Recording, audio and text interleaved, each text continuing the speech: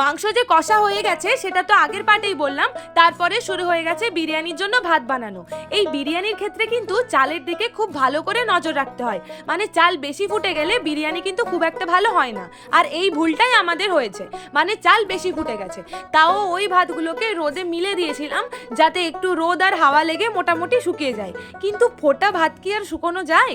যাই হোক, তারপরে এখানে লেয়ারিং চলছে, সবার নিচে ঘি যেরকম পদ্ধতিতে দেয়, তারপরে ভাত, মাংস, বিরিয়ানি মশলা, তারপরে সবার ওপরে বেরেস্তা, মাঝেও একবার বেরেস্তার লেয়ার দিয়েছিল, আমাদের বেরেস্তাটা অনেক বেশি হয়ে গেছিলো বলে।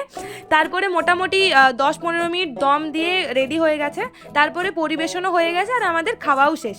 আর স্যালাড আর রায়তা ওরাই বাকিটা বানিয়েছিল। বিরিয়ানি খুব একটা ভালো হয়েছে এটা বলবো না, কিন্তু খুব একটা খারাপও নয়, মোটামুটি ঠিক আছে। চালটা একটু বেশি ফুটে গেছিলো, না হলে সব কিছু ঠিকই ছিল।